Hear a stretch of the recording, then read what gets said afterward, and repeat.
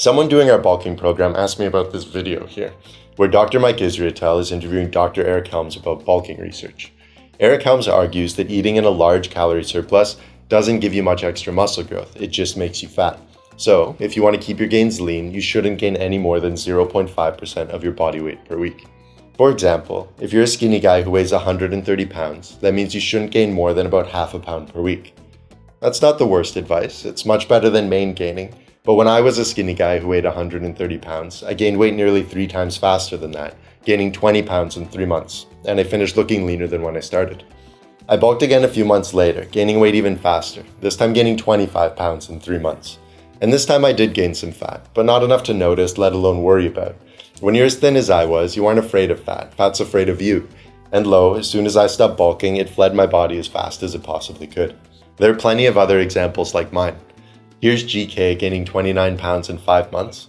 Here's Matthew gaining 28 pounds in 20 weeks. Here's Eddie bulking up for his 60th birthday, gaining 18 pounds in 12 weeks. And we also see rapid rates of muscle growth in skinny women. Here's Cecile gaining 13 pounds in 4 months. If you prefer to look at the research, Eric Helms cites a study by Roseneck and colleagues, where they took a bunch of new lifters and gave them mass gainers full of thousands of calories of carbs. On average, the participants gained a pound of muscle per week while losing fat. I cover that study in more detail in our video on mass gainers. So, I think it's clear that bulking aggressively can work incredibly well under the right circumstances, and with very little risk. If you notice you're gaining fat, all you need to do is slow down, solving the problem before it ever becomes a problem. But it's hard to argue against Dr. Eric Helms. He's the most influential bulking researcher. I learned how to build muscle from watching his old pyramid videos. I bought his books, I read his research reviews every month, and I cite his bulking research all the time. Fortunately, because of all that, I'm friends with him on Facebook, and we've had many brief interactions over the past decade.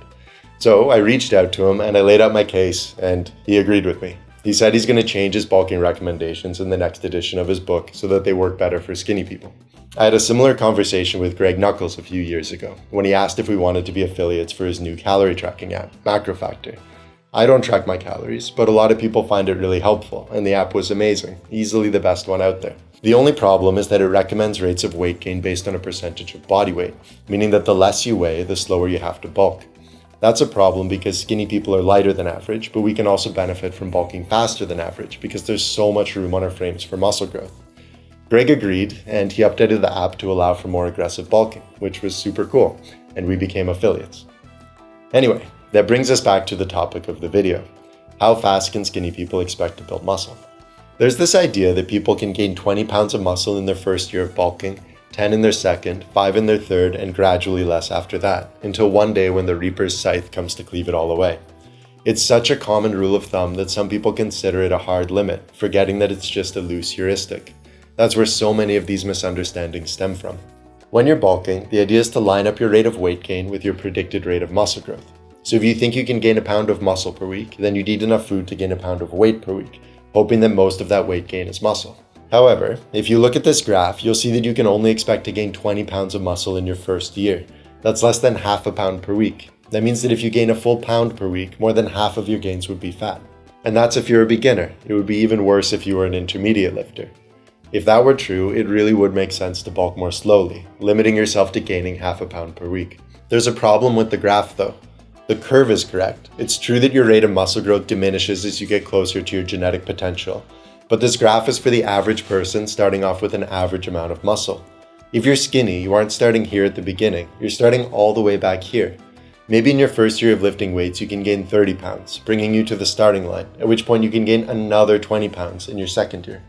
I've been loosely holding this idea for about a decade now, trying to see if it holds up. And so far, I think it does. I've seen the pattern repeat itself over and over again with skinny clients.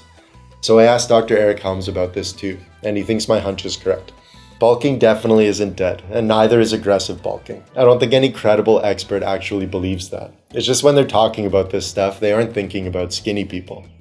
However, bulking aggressively is only wise under a few circumstances. If you're skinny or thin, if you're relatively new to lifting weights, if you're regaining lost muscle mass, if you're taller than average, if you're naturally lean, some combination of those circumstances. If someone comes to us and they're thin and they're lean and they're eager to build muscle and they aren't particularly afraid of gaining fat, then we give them the option to bulk more aggressively, sometimes gaining more than a pound per week. Then we monitor their progress. If they're gaining muscle leanly, then we stay the course.